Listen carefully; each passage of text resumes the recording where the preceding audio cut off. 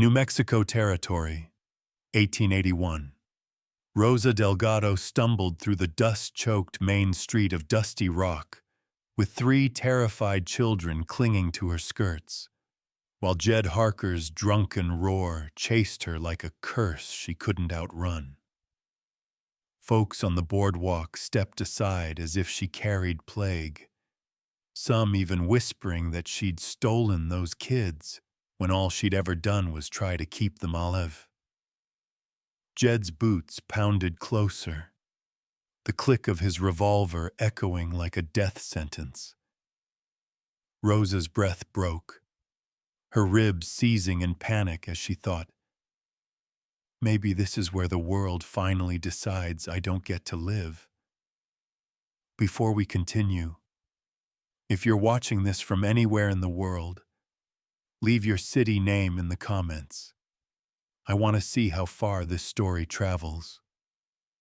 Rosa Delgado hit the hard-packed street of Dusty Rock like a storm-tossed leaf, clutching 3 children who weren't hers by blood, but felt like they were carved straight into her heart. Tommy kept up beside her, jaw clenched tight even though he was only 12. Luce stumbled, and Rosa yanked her upright. Baby Sam cried against Rosa's shoulder, and she whispered, "Hush now, honey, we're almost safe." She didn't believe it, but the lie kept her moving. Behind them came Jed Harker, drunk, mean, and louder than a church bell on Sunday morning. "There she is," he hollered to the townsfolk. "Thieving woman's kidnapping them kids. Somebody grab her." Heads turned, doors cracked open, people stared, then looked away just as quick. Dusty Rock was that kind of town, where trouble was always somebody else's job. Rosa's breath fractured inside her chest. She felt the old helplessness rising, the one that had followed her since the fire at the Harper homestead, since she'd pulled 3 screaming children out of smoke and ruin with no one else willing to lift a hand. Jed staggered closer, spit flying. "Give 'em here, Rosa. Silas Crowell said those kids belong in his care now." "No," Rosa forced out. Her voice shook. "They're safe with me." "Safe?" Jed barked a laugh. "Ain't nothing safe with you." Sheriff Doyle stepped out from the station porch, hand hovering over his gun. He had that pinched look he always wore when duty rubbed up against convenience. "Now hold on, Jed. Let's hear her side." "My side?" Rosa said, panic clawing up her throat. "I ain't kidnapping nobody. These children—" "Sheriff!" Jed cut her off. "She's dangerous. Ask Silas himself." And just like that, Rosa saw Doyle shift. Silas Crowell's name could bend a man faster than lightning could split a tree. Rosa backed up, pulling the children behind her. Folks whispered. Nobody stepped closer. Nobody stepped between her and Jed. Except one man. Hoofbeats rolled down the street like thunder breaking open the sky. A tall rider on a coal-black horse cut through the dust, slowing only when he reached them. Isaiah. Cole, quiet, dark-skinned, broad-shouldered, looked down with eyes that didn't scare easy. Jed stiffened. "You again?" Isaiah dismounted with a calmness Rosa didn't understand. "Thought I told you last night," he said, voice low as a riverbed, "to stay away from folks who ain't picking a fight." Jed sneered. "Ain't none of your business." Isaiah stepped between Rosa and Jed, solid as a wall of oak. "It is if you're threatening a woman and 3 kids. I saw what you tried to do at the saloon. You laid hands on her, Jed." Doyle's eyebrows shot up. Jed cursed under his breath. Rosa stared at Isaiah, breath trembling. She didn't know this man, didn't know why he'd put himself in the path of trouble for her, but the way he stood, quiet, steady, unshakable, felt like the first sliver of safety she'd seen in months. Jed swung toward Doyle. "Sheriff, you arrest that woman." Doyle swallowed hard. "Rosa, if there's been a misunderstanding, you best explain." Rosa opened her mouth, but no sound came. Fear clogged every word. Memories slammed in. Jed pulling Luce's hair the night before. Silas's cold smile. The Harper cabin burning. Isaiah glanced back at her, reading everything she couldn't say. "Sheriff," he drawled, "you see them kids hanging on her for dear life? You think they're running from her, or from him?" Tommy stepped in front of Rosa like a spark of courage. "We ain't going with Jed," he said fiercely. "He tried to take Luce. Rosa saved us." That did something. People murmured. A few frowned at Jed. Jed lunged.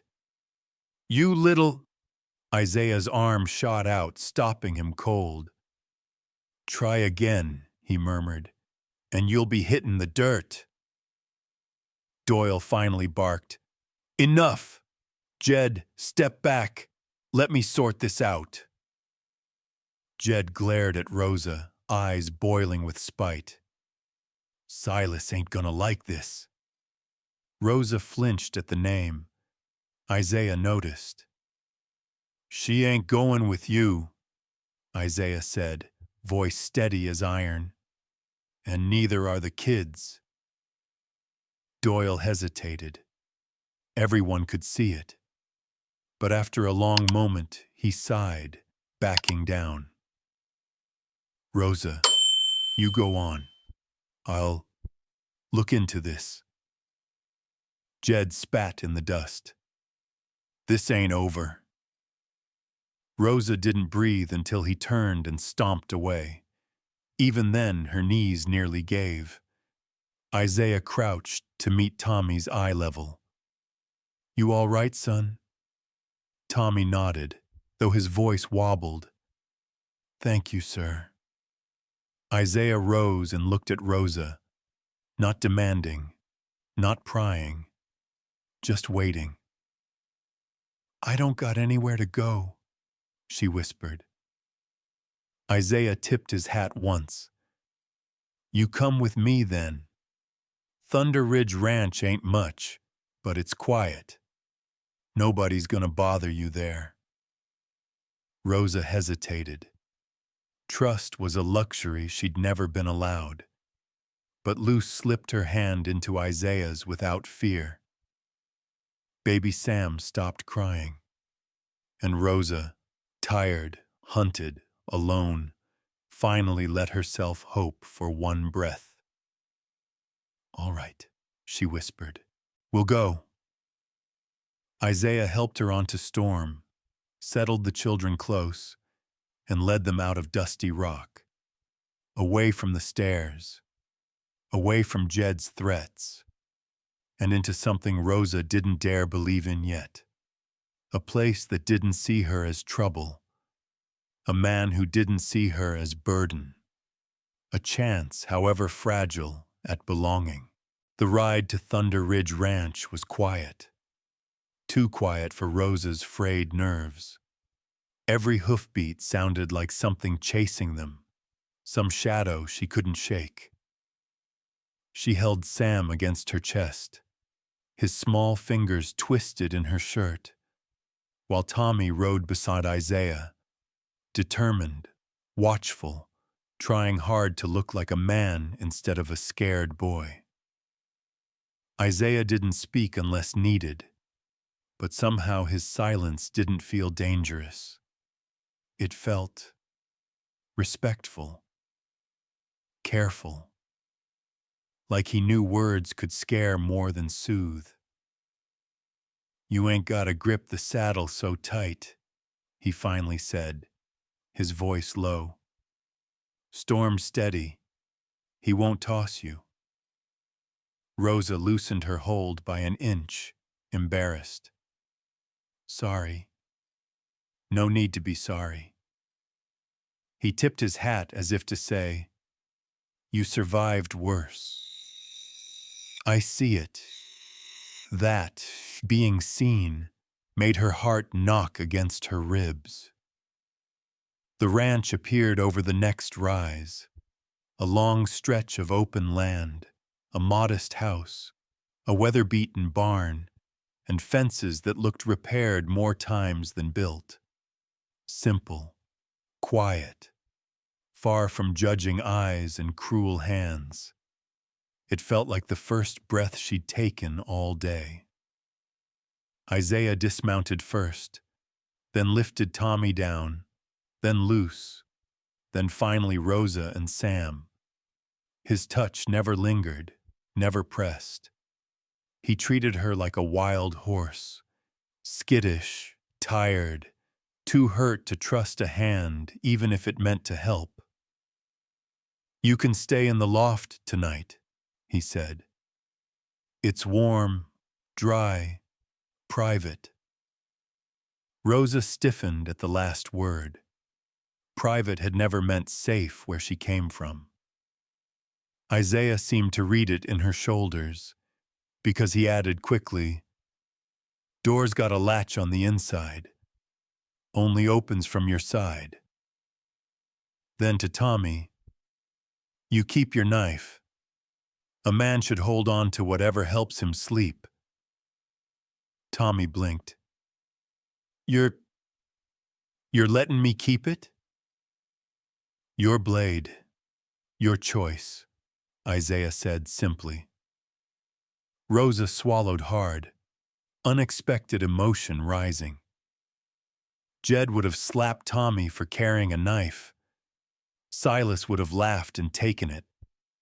But Isaiah honored the boy like he was someone. Maybe that's why Luce reached out and touched Isaiah's sleeve like she'd known him forever. Rosa stepped between them on instinct, but Isaiah only nodded at the girl and said, "You hungry, little miss?" Luce nodded shyly. "I'll fix something." Inside, the house smelled of coffee grounds and old pine. The table was rough-hewn, the chairs mismatched, but it felt lived in, honest. Isaiah ladled hot stew into bowls, set them on the table, and stepped back like he didn't want to crowd them. Rosa hesitated. Jed would have demanded she serve him first. Men in Dusty Rock shoved aside anyone who looked like her. Too poor, too brown, too unimportant. But here, Isaiah waited for her to sit before he reached for a bowl. She sat slowly. Luce copied her. Tommy whispered grace under his breath, like he hadn't dared speak a prayer in months. Rosa lifted her spoon and tasted the stew. Warm, savory, real food. She almost cried right there. Isaiah noticed, but didn't say a word. After the meal, he showed them the loft. Fresh quilts folded neatly on the bed, a lantern, a bucket of warm water, and a tiny wooden horse sitting on the windowsill. Luce ran straight to it. "What's this?" Tommy asked. Isaiah rubbed the back of his neck, suddenly embarrassed. "Carving I made. Didn't turn out too good, but kids usually like 'em."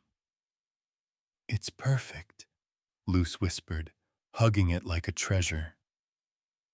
Rosa looked around the loft, simple, quiet, lit by soft lantern glow, and then she saw it. A wooden box half open on a shelf. Inside, tucked in a scrap of claw cloth, gleamed half a silver thunderbird pendant. Ice slid down her spine. She had seen one just like it, years ago, in her sister's hands. The night the Harper homestead burned. Isaiah saw her staring and closed the box. Too fast, too sharp. "What's that?" she whispered. "Just something old." His voice was gentle, but the tension in it felt like a storm building far off. Rosa's heart pounded. She didn't trust easily, and secrets were the kindling of every fire that ever chased her. But Sam yawned, loose curled up on the quilt. Tommy stood guard like a cub pretending to be a wolf. And Rosa knew she didn't have the strength to run again tonight. Isaiah cleared his throat. "I'll be outside. If you need anything at all, just holler." He turned to leave, but Rosa caught herself speaking before she could stop. Why are you helping us?" Isaiah paused, shoulders rising with a breath that sounded heavy with history. "Because folks like you don't get help near enough," he said. "And because I know what it feels like when the whole world's riding against you." He tipped his hat, eyes soft but haunted. Then he stepped down the ladder and disappeared into the night. Rosa stood there, shaken, scared. But for the first time in a long, long while, not alone. Morning crept in slow over Thunder Ridge Ranch, the kind of pale gold light that should have felt peaceful. But Rosa woke with her stomach knotted tight, like some part of her already knew calm never lasted long in her life. Tommy was the first to notice the dust cloud rising beyond the fence line. "Rosa," he whispered, voice thin. "Someone's coming." Rosa lifted Sam into her arms and stepped to the loft window.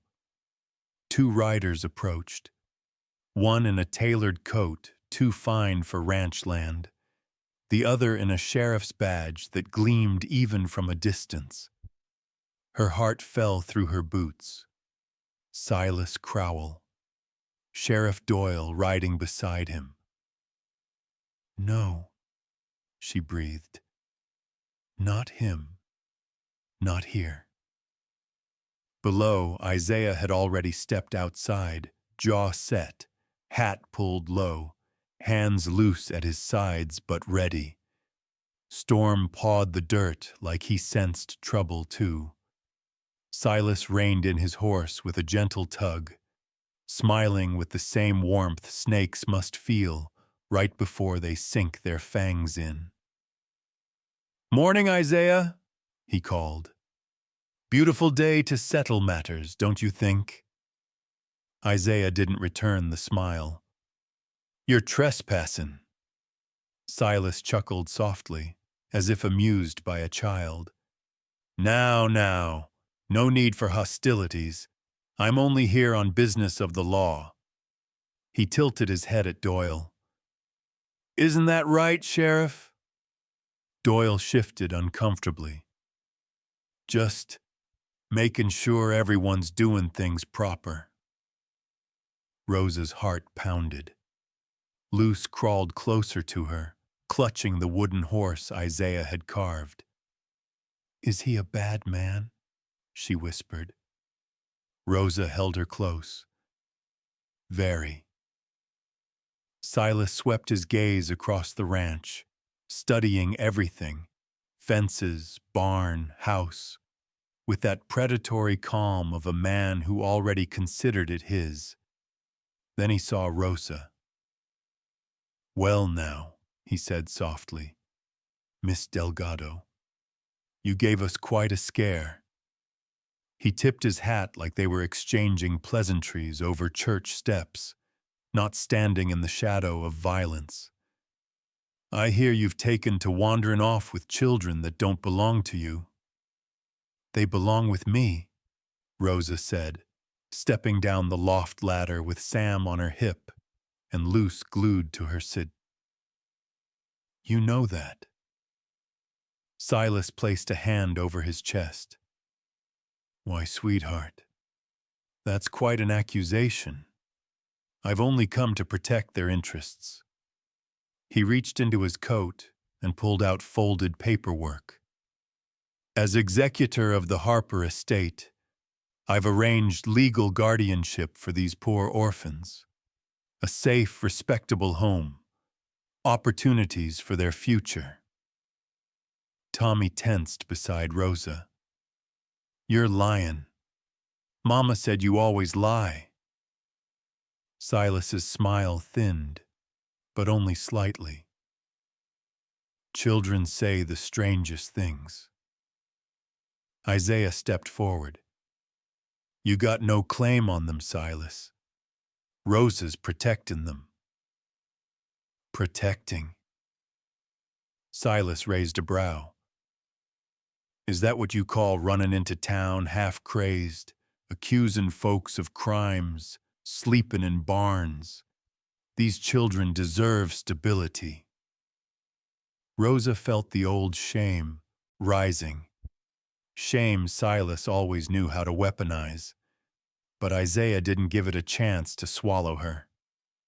She ain't the threat here, he said. You are. Silas didn't even blink. Isaiah, you owe me a sizable debt. Rosa froze. Debt. Silas folded his hands on the saddle horn, voice smooth as polished marble. Thunder Ridge Ranch is, how should I put it, one gust of wind away from blowing over. I've been patient, very patient. You're not taking the ranch, Isaiah said. I don't have to. Silas tapped the papers. I simply need what's owed. Then his gaze slid to Rosa and the children, cold and calculating. You give me the youngsters, Isaiah, Silas said softly, and your debt evaporates. Rosa gasped. Luce clung to her skirt. Tommy stepped in front of them as though his small frame could shield them all. Isaiah didn't move, didn't speak, didn't breathe. Silas leaned in, voice curdled with triumph. Be reasonable. You can't feed 3 extra mouths. You can barely keep this place standing. You're a good man. Surely you want what's best for them. Rosa swallowed, throat burning. Silas spoke so smoothly, she almost believed him, almost believed she was a burden, a danger, a mistake. It was the same poison he'd used years ago on her sister, the same poison that had led to the Harper homestead burning down. But Isaiah wasn't fooled. He stepped closer to Silas's horse, his voice calm but carrying a warning that vibrated through the air. You try to take them, he said, and you'll find out what I'm willing to fight for. Sheriff Doyle cleared his throat, uneasy. Let's not start trouble. Rosa, why don't you come with me to the station and— No, Rosa whispered. Then louder, steady this time. No, I'm not going anywhere with Silas Crowell. Neither are these kids. Silas studied her carefully. Old hunger flickered behind his eyes. Not lust, but greed. Rosa had something he wanted. Something tied to the Harper land. Something she still didn't understand. Then he tucked the papers away, as if shelving the matter for later.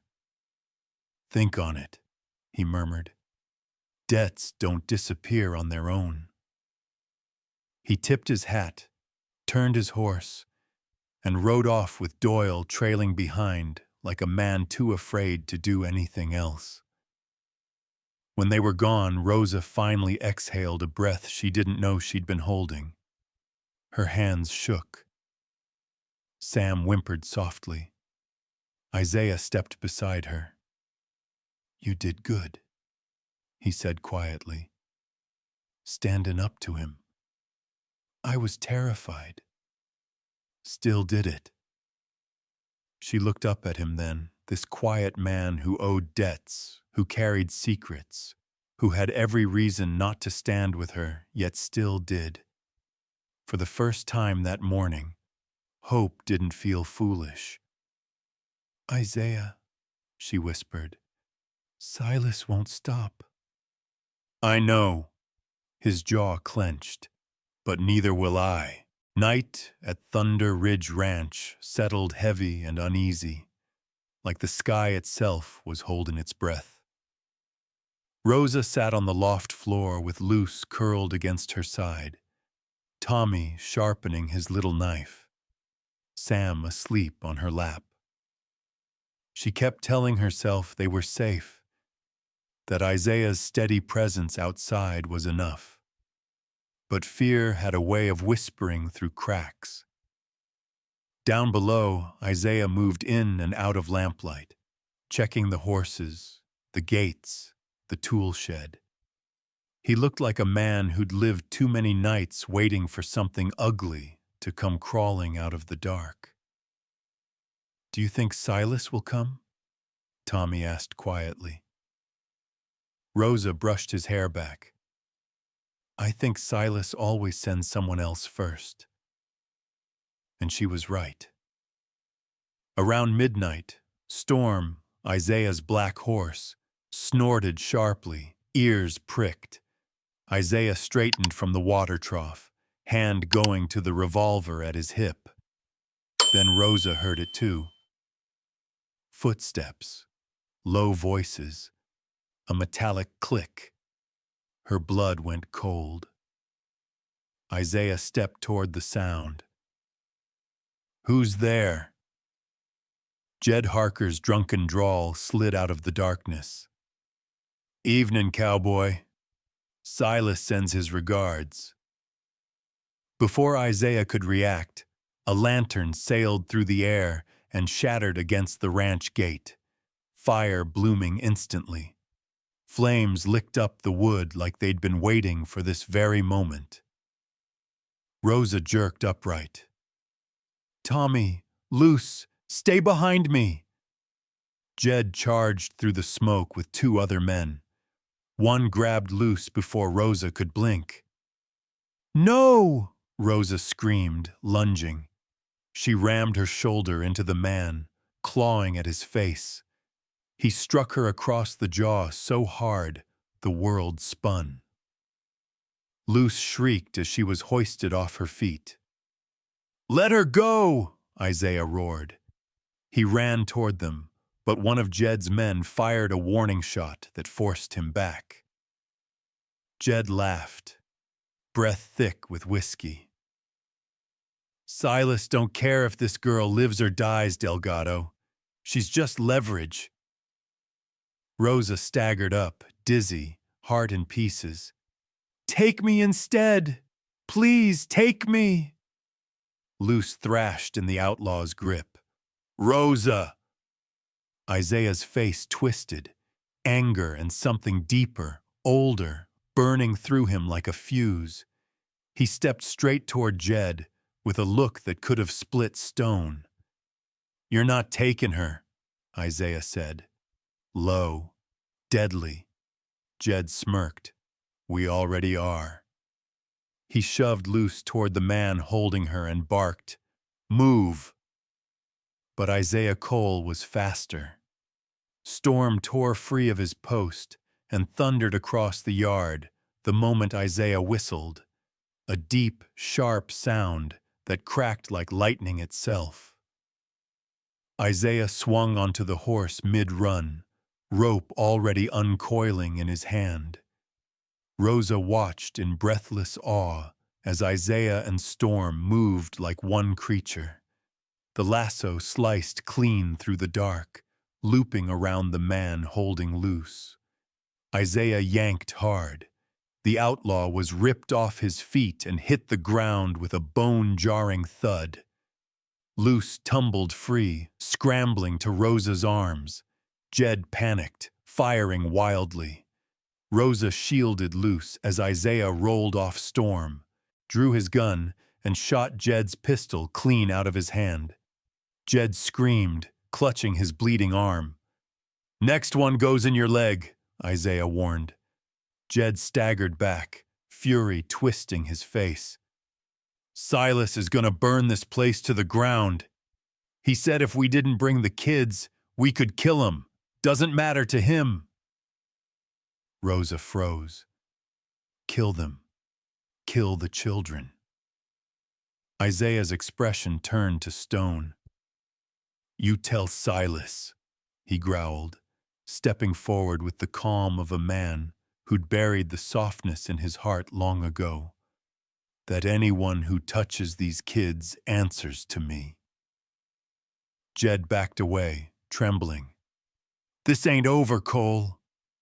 He and the remaining man fled into the darkness, leaving the gate smoldering and the ranch smelling like smoke and gunpowder. Rosa held Luce tight, chest heaving.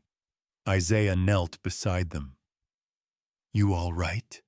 he whispered, brushing ash off Luce's hair. Rosa nodded shakily.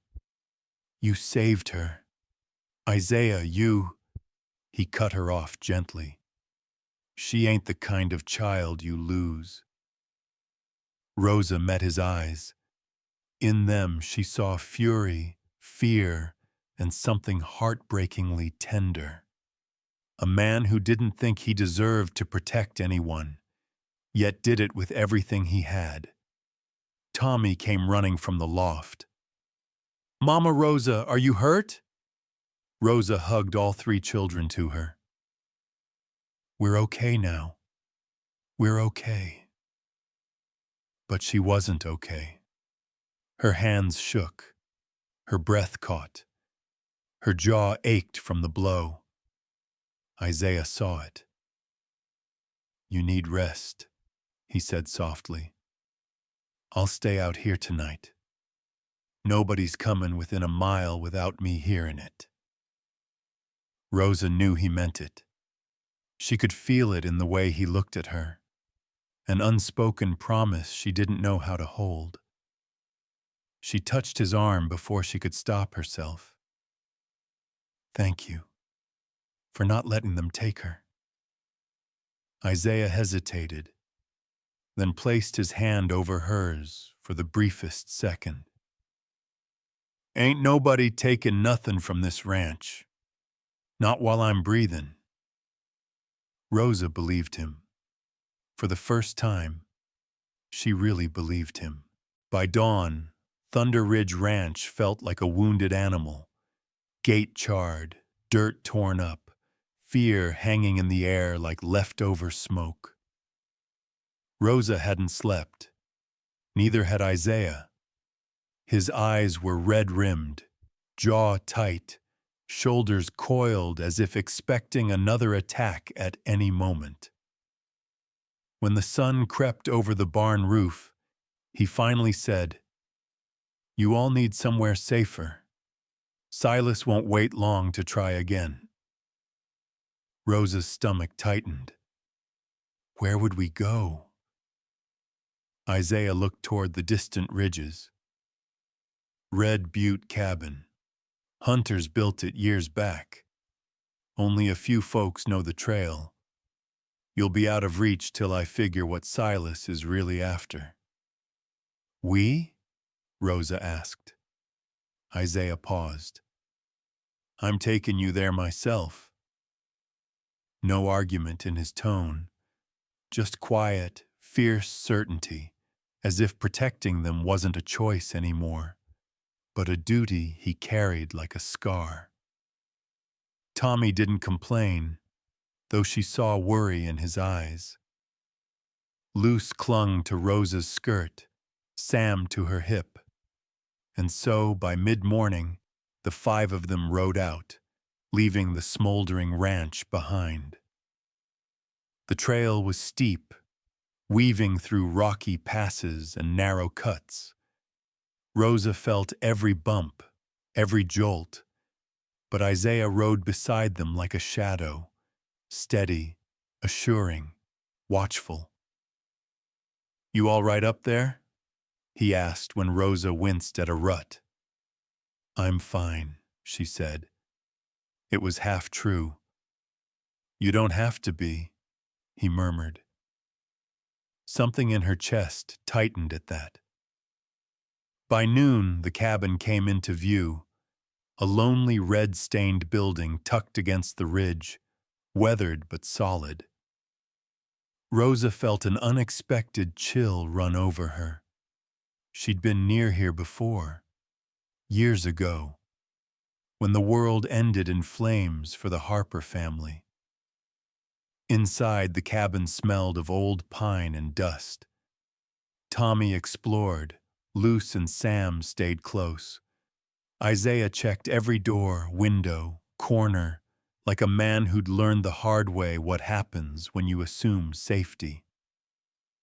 "You'll be secure here," he said. "I'll stay outside. Keep watch." "You don't have to stay outside," Rosa whispered. He looked at her, not like a man hearing an invitation, but like a man trying to decide whether stepping closer would break something fragile between them. "I do," he finally said, "till we figure things out." Rosa nodded, though part of her wished he'd chosen differently. Tommy tugged on Rosa's sleeve. "Look what I found." He held out an old leather-bound journal, its corners worn, its pages yellow. Rosa's breath caught when she saw the faded initials on the cover. H.H. Harper Homestead. Her sister's husband. Her family by marriage. The family Silas had claimed accidents took. Her heart knocked painfully. Where did you get this?" "In that chest." Tommy pointed to a wooden trunk by the wall. "There's other stuff, too." Rosa knelt, opening the trunk with trembling hands.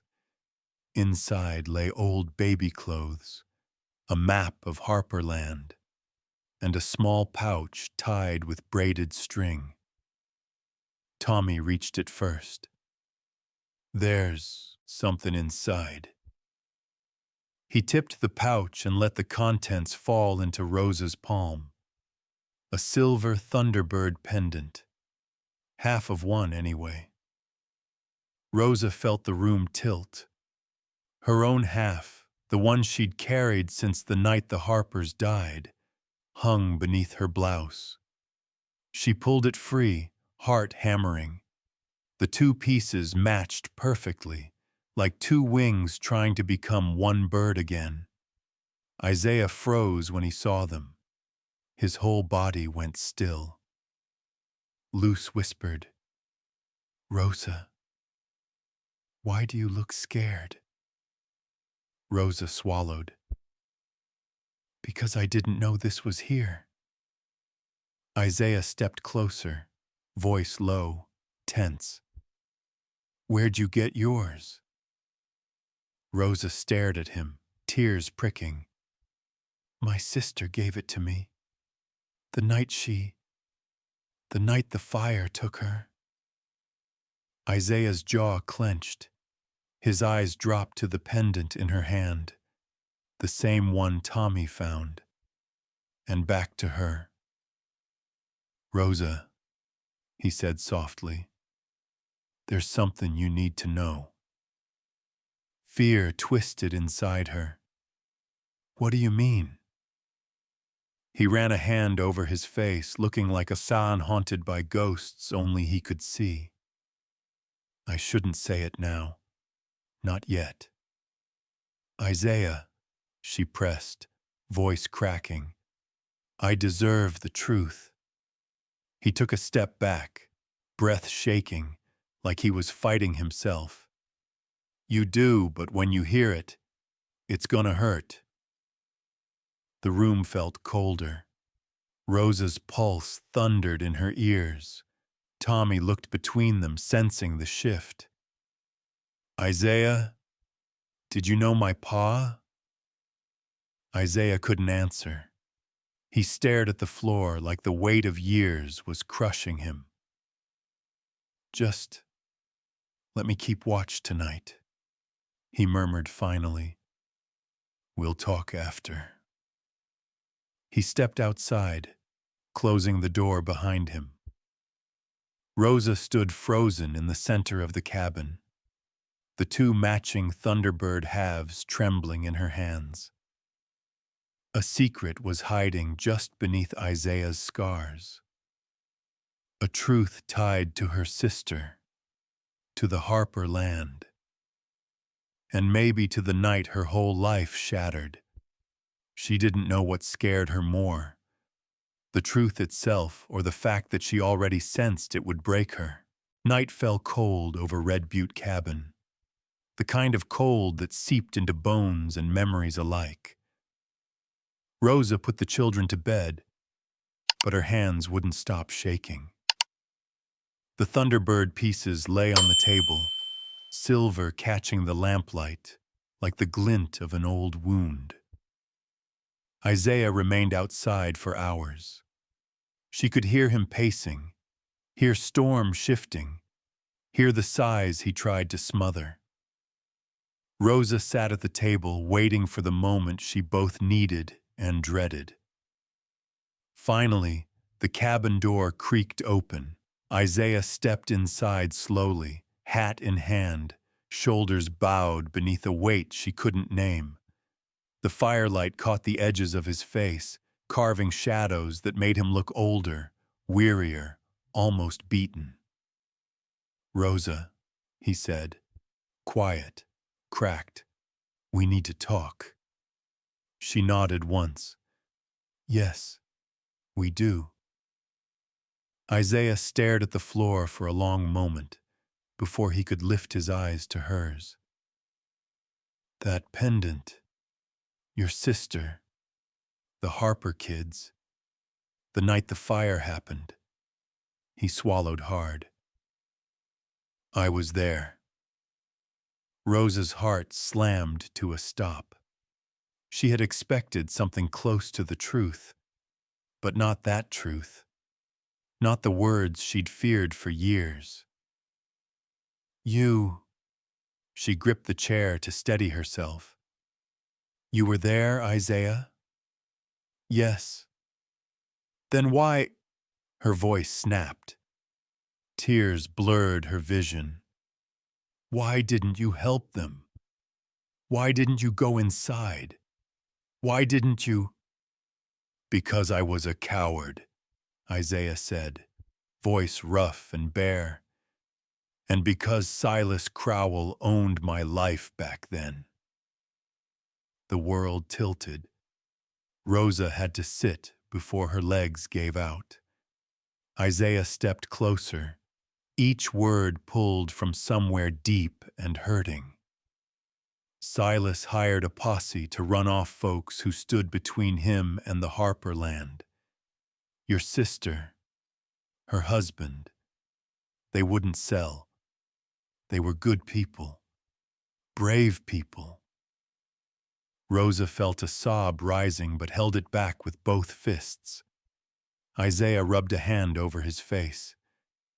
He told us we were just supposed to scare them. But that night, everything got out of control. Fire caught faster than anyone expected. Smoke everywhere. Screamin'. His voice cracked. He took a breath that shook his whole frame. I went in, Isaiah whispered. But your sister shoved those children at me, told me to run. I carried them out. And when I turned back, His jaw trembled. The roof caved in. I couldn't reach her. I couldn't reach them. Rosa felt something tear inside her. Sharp, clean, devastating. Then why did you disappear? She choked out. Why leave us? Why hide all these years? Isaiah's eyes filled with a sorrow so deep she felt it like a cold wind. Because Silas said if I talked, if I told the truth, the children wouldn't live long enough to testify. A breath. He threatened them. Threatened you. Rosa covered her mouth, a strangled noise escaping. So I kept quiet, Isaiah said. Too quiet. I took the blame into myself and ran from it. I let you think the worst. And it's my fault you carried that pain alone. She stood abruptly, fury and grief slamming through her. You let me hate you without even telling me why. You deserved the truth, Isaiah said, voice breaking. I should have told you sooner. I should have found you. You should have saved them, Rosa cried, tears streaming. You should have stayed. You should have fought back. Isaiah didn't flinch at the blow. He took it like a man who knew he deserved worse. I know, he whispered. God help me, I know. Rosa staggered back, breathing ragged, overwhelmed by flame and ash and 1,000 impossible what-ifs. From the loft, Tommy stirred. Rosa, you okay? She wiped her face quickly. Go back to sleep, honey. Tommy hesitated, then lay back down. Isaiah watched, jaw tightening. That's why Silas wants them, Isaiah said. They're heirs to the Harper land. He never cared about being their guardian. He wants the deed, wants the ranch, wants the rights to the spring under it. So he's after them, Rosa whispered. And me. Because you're the last tie to their bloodline, Isaiah said. And because you're the only one brave enough to stand in his way. The pain in her chest became a hard knot of anger. Not at Isaiah anymore, though the wound was still raw, but at Silas, who'd destroyed everything and dared to chase what little she had left. Rosa stared at Isaiah with eyes full of hurt and fire. I can't look at you right now, she whispered. I can't breathe around you. Isaiah nodded, every muscle trembling. I'll leave the cabin. I won't go far, but I'll keep watch. When he reached the door, she said one last thing, voice quiet, voice broken. You should have saved them, Isaiah. I know, he whispered, and I'll spend the rest of my life trying to save what's left. He stepped outside. The door closed, and Rosa Delgado finally let herself fall apart, clutching two halves of a thunderbird that no longer felt like a blessing, but a curse she'd carried too long. Rosa didn't sleep, didn't even close her eyes. The storm inside her skull was too loud. Grief, betrayal, the echo of Isaiah's confession, and the cold realization that the one man who had protected her was tied to the night that shattered her life. By sunrise, her decision was made. She packed what little they had, blankets, the Thunderbird pieces, the Harper journal, and woke the children softly. Tommy, she whispered, kneeling beside him, we're going back to town. His eyes widened. Back to Dusty Rock? But Silas, I know. Her voice trembled but didn't break. But we can't hide forever. We take this to the courthouse. We make the law see the truth. We stand up once and for all. But Isaiah, Luce murmured, tears collecting. Rosa shut her eyes. Pain pricked everywhere, sharp as broken glass. Isaiah has his own demons to face, she said softly. And right now we got ours. When they stepped outside, Isaiah was sitting by the dying fire, hat tipped low, eyes shadowed from a night of no sleep. He stood the moment he saw them, guilt written in every line of his posture. "You're leavin'," he said. Rosa nodded, jaw set.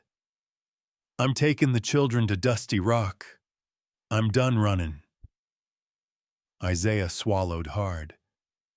"I should come with you." "Silas, no." Her voice cut clean. "Not after last night. I can't walk beside you while every memory I have of that fire is burning behind my eyes." He flinched like she'd struck him. "But you ain't safe alone," he said quietly. "Silas'll throw every trick he's got at you." Rosa lifted her chin. "Then let him. I'll face him in the open, not in the dark." Isaiah reached for his hat brim, fingers trembling. "Rosa, I never wanted to hurt you. I was trying to." "I know," she said, "and maybe one day I'll see past the hurt. But not today." Tommy tugged at her sleeve. It was time. They walked away. Isaiah didn't follow. He just watched them go.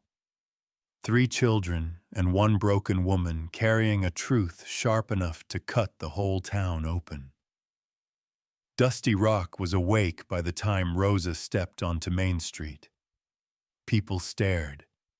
Some curious, some judgmental, some whispering half-truths Silas had planted over the years.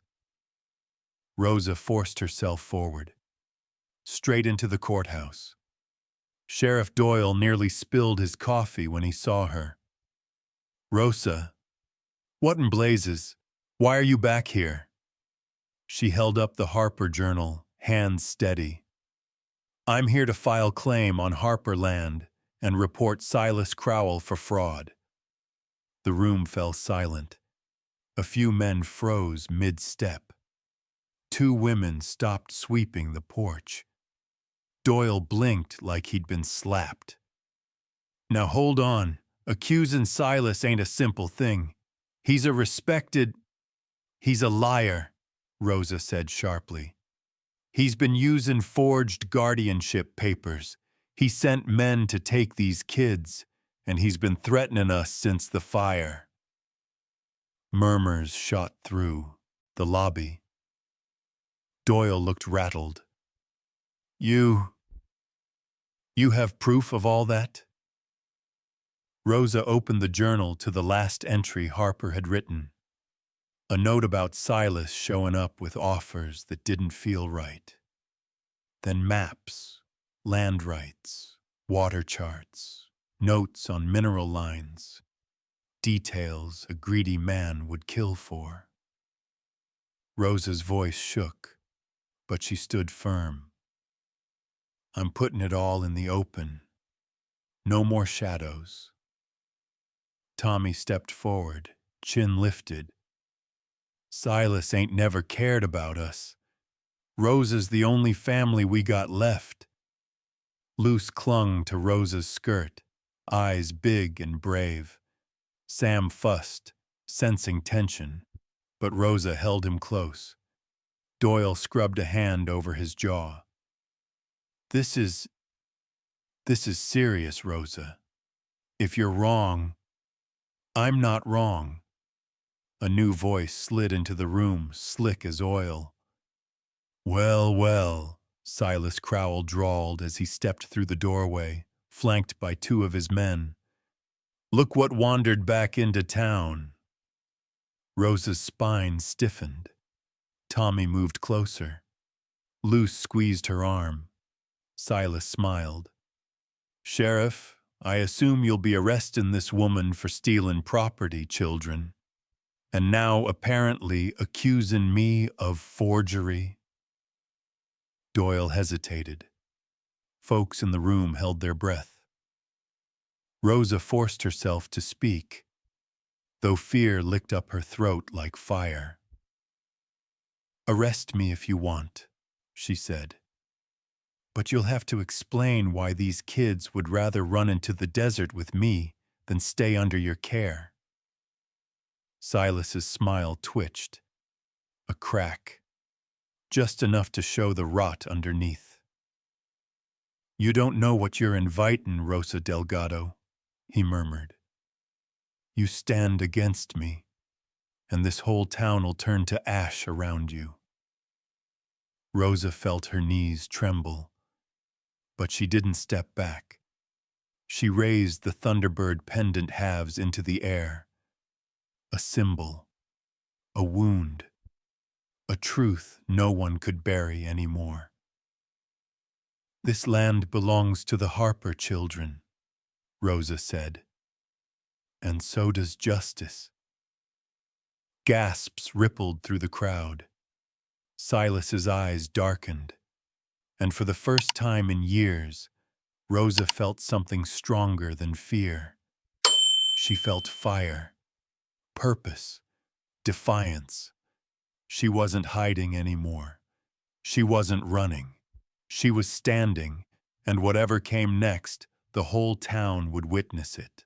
The courthouse lobby felt packed, even though only a few people stood inside. Tension crowded the air thicker than dust. Rosa kept the children behind her, the Thunderbird pendants clenched tight in her fist. Silas's smile was all polished danger. Doyle's uncertainty grew by the second. The townsfolk leaned in, caught between curiosity and fear. Rosa opened her mouth to speak again, but the door burst open. Boot steps echoed across the wooden floor. Isaiah Cole stepped inside. Dust coated his coat and hat, as if he'd been riding hard since dawn. His chest rose and fell with the kind of breath a man takes right before doing something that might ruin him or save him. Rosa's heart lurched painfully. Silas's eyes tightened. "Well now, the prodigal cowboy returns." Isaiah ignored him. He walked straight to Rosa, stopping at a respectful distance, hands raised slightly, like he didn't want to scare her. His voice was steady, but beneath it lay a tremor only she could hear. "I didn't come to change your mind about me," he said. "I came to set the record straight." Rosa swallowed hard. The children watched him with wide, uncertain eyes. Isaiah turned to Doyle. "Sheriff, you want answers? Here they are." Doyle straightened. "Isaiah, you sure you want to do this?" "No," Isaiah said honestly. "But I'm doing it anyway." He stepped into the center of the room, shoulders square, facing the man who'd owned too many pieces of his past. "Silas Crowell hired a posse to drive out the Harper family," Isaiah said, voice loud enough for the street outside to hear. "I was part of that posse." Gasps erupted. Someone outside cursed. Someone else crossed themselves. Rosa gripped the bench to steady herself. Isaiah continued, eyes never leaving Silas. "There was never any guardianship, no legal claim. Silas wanted the mineral rights under that land, and he didn't care who had to die for him to get it. Silas's smirk didn't falter, but Rosa saw the twitch in his jaw. "Sheriff," Silas scoffed, "you can't believe this. Cole's just trying to save the hide of that woman." "I'm not protectin' Rosa," Isaiah cut in sharply. "I'm confessin'." Those words hit harder than gunfire. Isaiah reached into his coat and pulled out the other half of the Thunderbird pendant. He held it up. This was found on the Harper homestead the night it burned. Rosa's sister gave her half to her. The other belonged to the Harper family. I picked it up when I carried their children out of the fire. A man in the back stammered, "So you saw what happened?" Isaiah's jaw tightened. "I saw Silas's men light the first torch. I saw flames on the siding. I saw the panic when it spread too fast. And I saw Silas Crowell turn away when the roof started to collapse." Silas's mask cracked. Thin, sharp, dangerous. "You're digging your own grave, Cole." "No," Isaiah said. "I'm digging yours." Someone in the crowd muttered, "Heard stories. Guess they were true." Doyle's voice trembled. "Isaiah, you're admitting to being part of a murder for hire?" "Yes," Isaiah said, "and I expect consequences." Rosa felt the air rush out of her lungs. Isaiah turned back to her, not to plead, not to explain, but to offer something painfully honest. "You asked why I didn't save them," he murmured. "I didn't save them, but I saved what I could. And I've regretted the rest every day since." Her eyes stung. She hated how much his truth hurt, and how much it healed something tiny, buried deep. Doyle sucked in a breath and reached for his badge, straightening it. "Silas, I'm putting you under temporary detainment while this gets sent to the federal marshal." Silas laughed. A sharp, brittle sound. "You're a fool, Doyle. I own half this town." "Not today you don't," Doyle said, voice firming. "Today, you answer the law." Two deputies stepped in, guns at their hips. Folks pressed closer, whispering, the tide shifting in ways Silas couldn't stop. For the first time, fear flickered in his eyes. He took a step toward Rosa, voice low and venomous. "You think this changes anything? I'll walk free by sundown." "That may be," Isaiah said, stepping between them, eyes blazing. "But you'll walk out knowing everyone sees what you really are." Silas snarled, but didn't push past him. Doyle gestured to the deputies. "Take him to holding." As they grabbed Silas's arms, he snapped, "You ain't one, Rosa Delgado. You ain't protectin' those brats." A hush fell. Rosa stepped forward. Her voice was soft, steady, steel-wrapped. "They're not brats," she said. "They're the last good thing left of a family you destroyed. And I'll stand between you and them until my last breath." Silas twisted, fury boiling, but the deputies dragged him out. When the door slammed shut, dusty rock seemed to exhale. People stared at Rosa, then at Isaiah, then at the children huddled against her. Something shifted in the room. A collective awakening. A recognition of a woman who'd been running all her life finally turning to face the storm. Isaiah looked at her then, eyes full of guilt, hope, sorrow, devotion, all tangled up. Rosa didn't look away. She wasn't done being angry. She wasn't done hurting. But for the first time since the fire, she wasn't alone in the truth. The courthouse hadn't even settled from Silas being dragged away when the air changed again.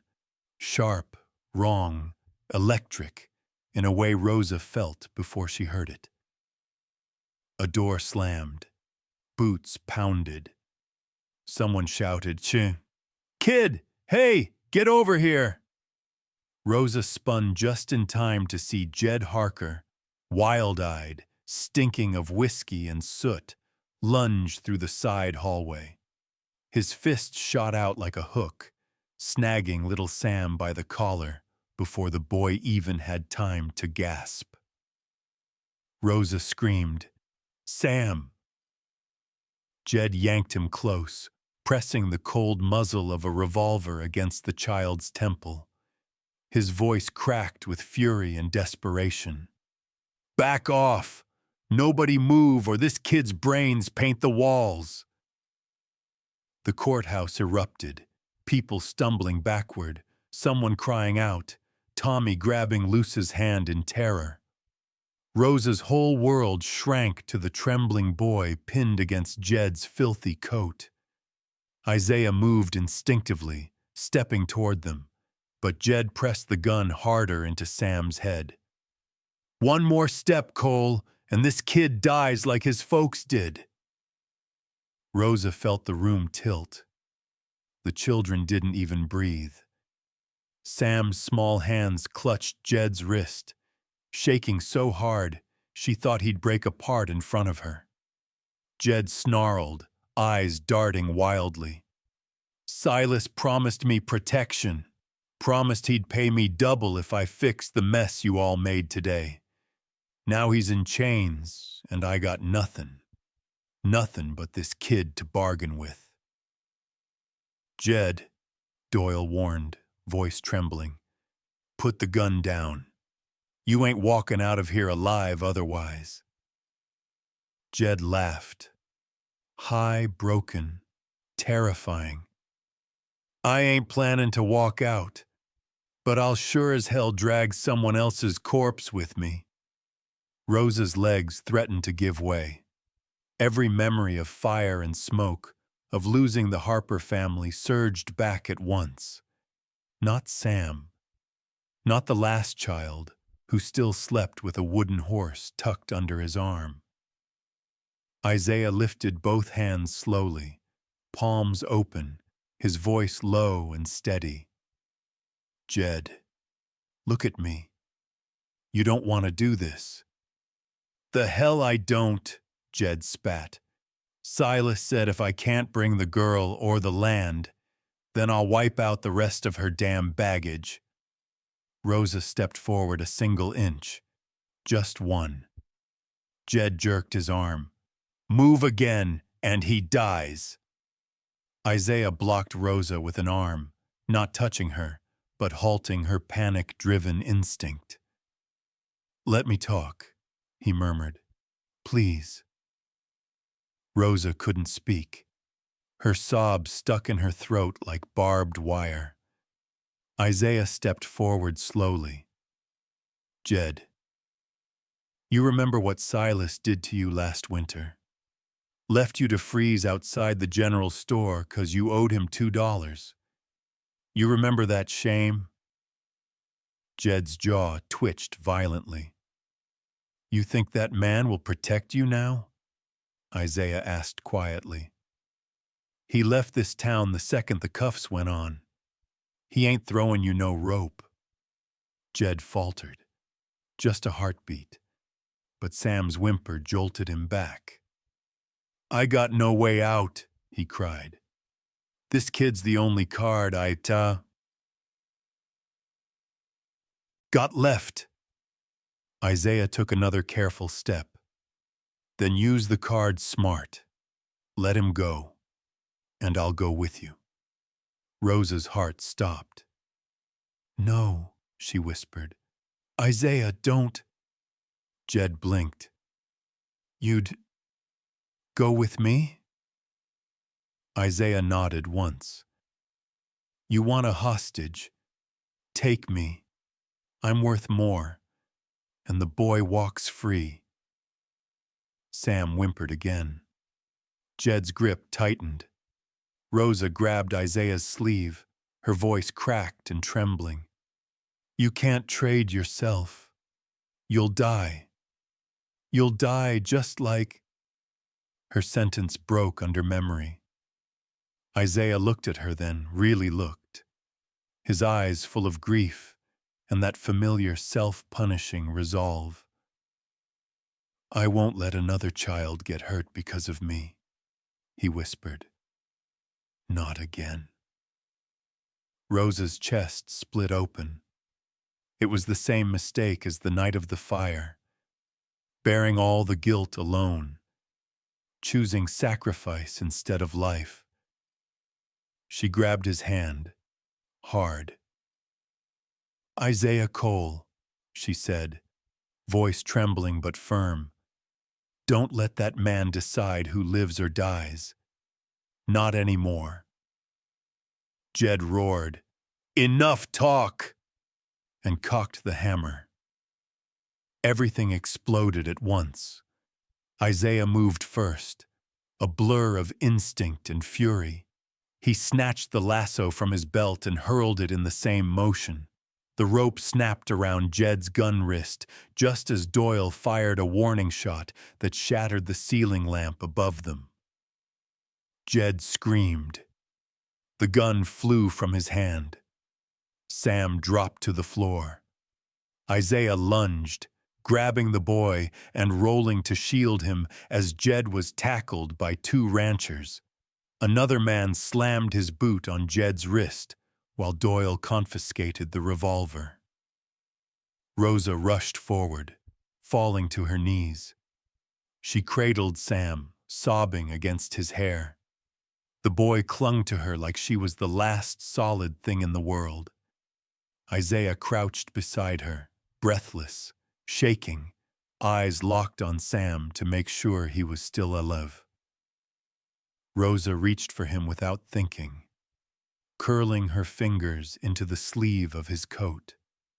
Their foreheads nearly touched. You came back for him, she whispered. You didn't freeze this time. Isaiah swallowed hard. I wasn't losing another child. Not today. Outside, townsfolk roared as Silas Crowell was dragged out in irons, screaming that Dusty Rock would regret turning on him. But inside the courthouse, Rosa held Sam, Isaiah held them both, and for the first time since the fire that had taken so much. The past didn't win.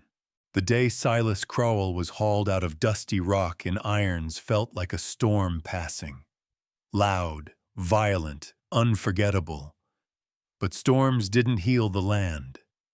They only left silence behind. And that silence settled across Thunder Ridge Ranch in a way Rosa felt in her bones. The children clung to her as they rode back. Sam wouldn't leave her side for hours, and Tommy kept checking the windows as if Jed Harker might crawl out of the shadows. Luce sat close enough that their shoulders touched, a quiet apology for ever having doubted Rosa's choices. Isaiah rode ahead of them, his posture stiff, his jaw locked tight. He hadn't said much since the courthouse. Shame sat on him like heavy chains. That night, when the children finally slept, Rosa stepped onto the porch and found him sitting alone on the steps, elbows on his knees, eyes on the dark horizon. He looked like a man waiting for punishment. Marshall's coming at dawn, Isaiah said without looking up. They want my statement in full. A pause. And they'll want to decide whether I face charges for ridin' with Silas, even if it was years back. Rosa's throat tightened. She lowered herself beside him, leaving a careful inch between them. Isaiah, you saved Sam's life today. He gave a hollow laugh. Ain't sure that cancels out the things I didn't save back then. She wanted to argue, to tell him redemption wasn't math, but his pain was real, and arguments didn't heal scars. She placed her hands on her lap. So what happens now? He inhaled slowly, like a man accepting a sentence. Now I do what I should have done years ago. I take responsibility. His voice softened, softer than she'd ever heard. I'll likely lose the ranch if a fine hits, but it's time I paid my debt. Thunder Ridge, his home, his last anchor. Rosa felt something inside her twist painfully. You shouldn't lose everything because of Silas. It ain't about him anymore, he murmured. It's about me, about what kind of man I want to be in front of those kids. The words pierced her, because that was what he had been all along, even in the moments she hated him. A man trying to be better than his mistakes. Before she could speak, hoofbeats echoed across the yard. A small federal escort approached, lanterns flickering in the dark. Marshal Ellery, a gray-bearded man with a calm, steady voice, dismounted. Isaiah Cole, he called. We're taking Crowell and Harker. Need your testimony. Need to assess your involvement. Isaiah rose slowly. Rosa stood too, heart thudding. I'll cooperate with whatever you need, Isaiah said. Ellery studied him a long moment. Reports from the sheriff say you saved 3 kids today, and you confessed willingly. Isaiah swallowed. Doesn't erase what I was part of. No, Ellery agreed, but the law ain't blind to context. Rosa stepped forward before she could second-guess her courage. Marshal, she said quietly, I saw what Isaiah did. I saw who he is, and no one else from that night ever came back to tell the truth. Only him. Ellery nodded respectfully. We'll take that into account. They led Isaiah away, not in cuffs but walking between deputies like a man headed toward judgment he didn't resist. Rosa watched until the lantern lights disappeared down the trail. That absence hollowed the ranch. For days, Rosa worked the fields with Doyle's deputies and nearby ranch families who came to help rebuild. The townsfolk, those who once turned away from her, now brought bread, tools, warm clothes for the kids. But without Isaiah's steady presence, the ranch felt uneven, like a table missing one leg. Sam asked every night, He's coming back, right? Luce always answered fast, He is. Tommy stayed quiet, but Rosa saw the worry tightening his jaw. On the 5th day, a wagon creaked up the drive. Rosa hurried out, heart leaping and threatening to stop all at once. Isaiah climbed down slowly, exhaustion etched into his face, but also something gentler, more at peace. The marshal tipped his hat. Cole here offered to serve community labor in place of prosecution. Given the testimony and the lives saved, we accepted. Relief hit Rosa so hard her knees went weak. Isaiah gave her a shy, uncertain smile, like he didn't know if he deserved to be seen as anything other than a man returning from judgment. He looked around the ranch, at the half-built barn, the scattered tools, the children running toward him. "This," he murmured, voice breaking just a little, "is work worth doin', and I'll spend every damn sunrise earnin' the right to stay on this land." Rosa stepped closer, close enough to feel the warmth of him, close enough that one wrong breath would bridge the inch between them. "You already earned it," she whispered. He shook his head softly. "Not yet, but I mean to try."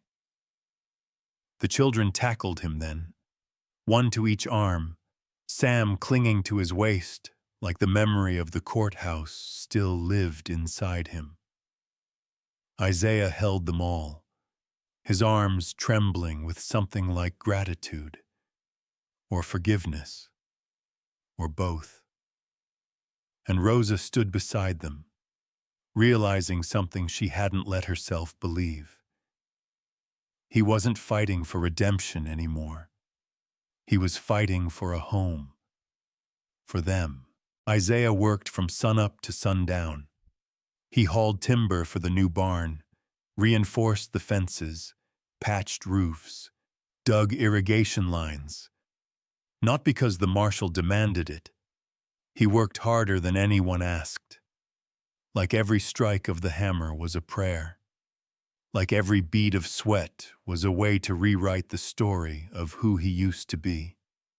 Rosa watched from the porch most mornings, a cup of coffee in her hands, the children doing their chores around her. And each day she saw it a little clearer. Isaiah wasn't punishing himself anymore. He was building something, maybe for the first time in his life. On the 7th afternoon, she filled a tin cup with water, her hands trembling slightly. It felt foolish to be nervous around a man who'd already risked everything for her and the children. But the truth sat inside her chest like a restless bird. She walked toward the barn. Isaiah was splitting wood, sleeves rolled, arms taut with effort. When he saw her, he paused, not wary, just startled, like he didn't expect kindness anymore. "You look thirsty," she said softly. He nodded, wiping his brow. "I could sure use that." She handed him the cup. When their fingers brushed, the touch was brief, but it lingered in both of them. And suddenly the space between them felt too small and too full at the same time. Isaiah drank quietly, then returned the cup. "Thank you, Rosa." She hesitated. "There's something we should talk about." He stiffened, so slight, but she saw it. Fear, hope. That painful mix he carried whenever her eyes stayed on him too long. "All right," he said. His voice was steady, but she heard the tremor beneath. Rosa stepped closer, holding out her palm. The Thunderbird pendant lay there, her half of it. Isaiah froze. "Go on," she murmured. "Take it." He swallowed, breath catching. "Rosa, that belongs to you." "It belongs to both of us," she said. "Always did." Isaiah's eyes glistened. "I don't deserve—" "No," she cut in gently. "You don't get to choose that for yourself anymore." He blinked, stunned. Rosa drew in a shaky breath. "I can't pretend the past didn't wound us both. I can't pretend I didn't hate you for a while. But I also saw you walk straight into danger for my children. I saw you tell the truth in front of a town that wanted you gone. And I saw you fight a choice that once ruined you." Her voice softened even more. Isaiah, when you reached for Sam, you didn't freeze. You changed the ending. And I don't know what that means for tomorrow, but... She closed his fingers around the pendant. I want you in the story. He looked down at their joined hands like he couldn't believe she'd placed something so fragile and so powerful there. Rosa, he breathed, I ain't ever been a man people chose. She stepped into the light with him, close enough that her shawl brushed his arm. Well, she whispered, I'm choosing you now. His breath left him, like the words knocked the wind clean out. But I need you to hear this too, she added, voice thick with emotion. Out in these territories, blood makes folks fight and take and claim what ain't theirs. But a family, she lifted her gaze to his, a family is made of the ones who stay.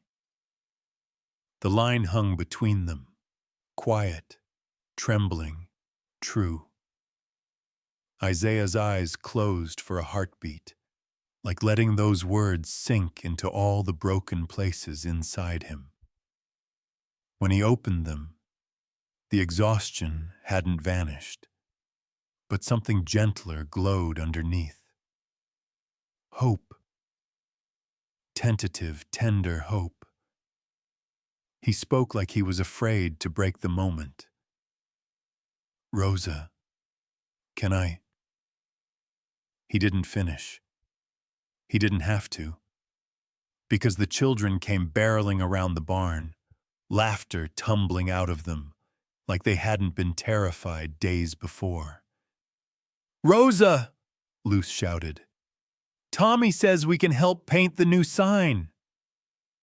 Sam grabbed Isaiah's hand, small fingers curling around his like they belonged there.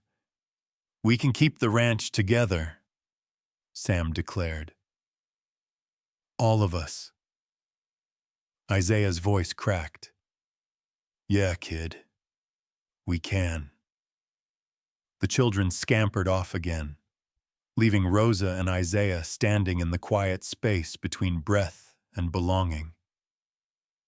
Looks like you're already part of their world, Rosa said softly. Isaiah looked at Sam running in the sunlight, alive, unhurt, free, and something in him finally unclenched. I want to be, he said, if you'll have me. Rosa reached out and touched his hand fully this time, not by accident or circumstance. I will, she whispered, but we build this new life slow, steady, together. Isaiah nodded, closing his fingers around hers. For the first time, he said, voice thick, that sounds like a life I want to earn. She smiled, a small, trembling thing that held more truth than any oath. And for the first time since the fire stole their pasts, the future didn't seem so impossible. It seemed chosen. They built the gate together, not in a hurry, not like people racing a storm, more like folks planting something they meant to watch grow old with them. Isaiah set the posts first, thick beams hauled from a stand of timber higher up the ridge. Tommy held them steady while Isaiah tamped earth around the base, showing the boy how to judge when something was rooted strong enough to stand on its own. Like this, Isaiah said, pressing the dirt with his boot. A good post don't flinch when the wind howls. Tommy grinned. Like Rosa. Isaiah's laugh was soft. Yeah, exactly like Rosa. Luce and Sam sat on the porch steps, sanding small wooden boards. Rosa carved as she watched them, her knife moving with careful strokes. Bit by bit, the shape of a thunderbird emerged in the plank she held. Wings spread wide, head lifted, as if calling out across the sky. "You sure it ain't too much?" she asked Isaiah later, holding up the carving. He shook his head, eyes warm. "Out here, we don't hide where we've been. We hang it over the door and dare the world to say we don't belong." So they fixed the thunderbird over the new gate, the carved bird spanning both posts like it was holding them together. Isaiah climbed the ladder, Rosa steadying it, the children watching with held breath. When he hammered the last nail, the sound echoed across Thunder Ridge, sharp and bright, like a full stop at the end of a long, painful sentence. The sign below it read, "Thunder Harper Homestead," not just his name, not just the Harpers. Something new, something shared. Doyle came by that afternoon with a sack of nails and 2 fresh-hatched chicks for Luce. "Town's different now," he said awkwardly, scratching his neck. "Figured I could start different, too." Rosa smiled. "You already did, Sheriff." Neighbors drifted in as the sun dropped. A pie from the baker's wife, a spare saddle, hands willing to raise a small storage shed without asking for coin.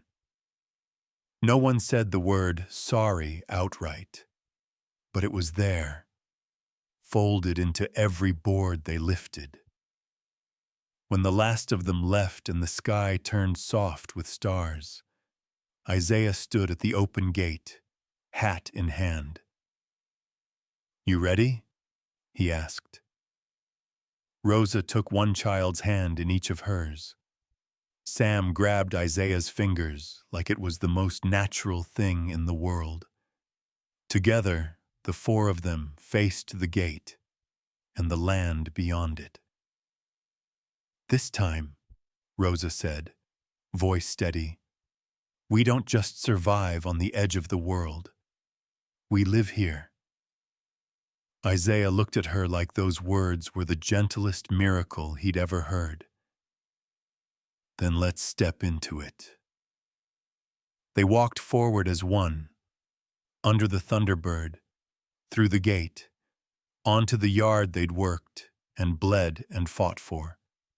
Not as strangers bound by tragedy, not as ghosts of what they'd lost, but as a family they'd chosen, in a home they dared to build from the ashes. Thank you for riding with me through this journey of dust, danger, and unexpected healing. Stories like Rosa and Isaiah's remind us that no matter our age or the roads we've walked, hope can still find its way home. If this tale brought you comfort, stirred a memory, or simply kept you company for a while, I'd love to hear your thoughts. Your comments mean more than you know. They help these stories reach others who enjoy a quiet moment of courage and tenderness. If you'd like more Western tales filled with heart, redemption, and second chances, please give this video a like and consider subscribing.